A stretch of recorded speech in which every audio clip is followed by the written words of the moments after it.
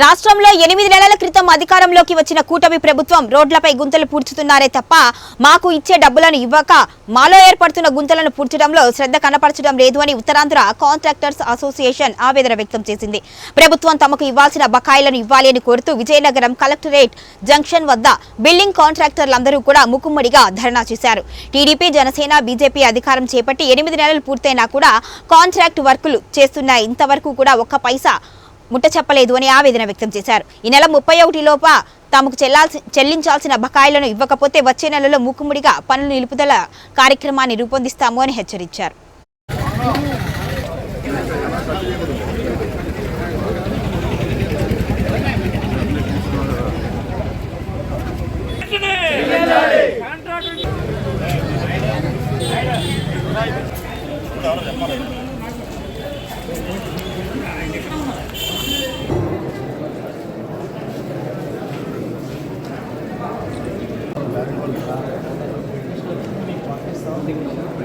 ప్రభుత్వంలో కూడా చాలా మంది కాంట్రాక్టులకి బకాయిలు బిల్లులు చెల్లించలేదు.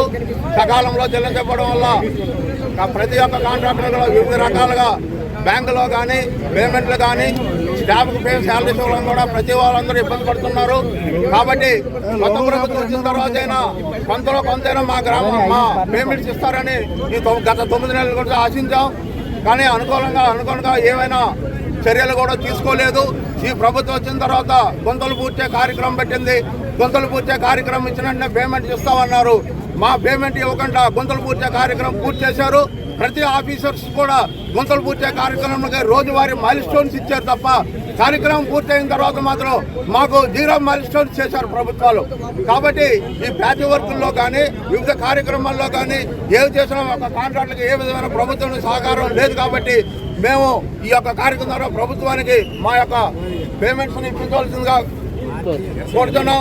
మాకు ప్రతి ఒక్క మీకు తెలిసిందే ఫైనాన్షియల్ ఇయర్ అనేది మార్చి 31.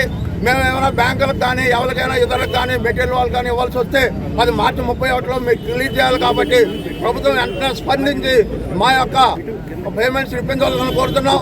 మరియు మీ భద్రమంగా చేస్తుందంటే గత ఈ ప్రభుత్వం వచ్చిన తర్వాత కూడా మా కాంట్రాక్టర్స్ ఆత్మహత్యలు పాల్పడుతున్నారు.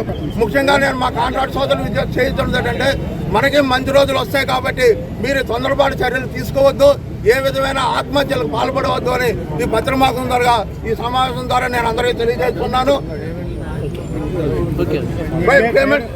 పేమెంట్స్ కూడా ప్రభుత్వము మార్చి 31 క్లియర్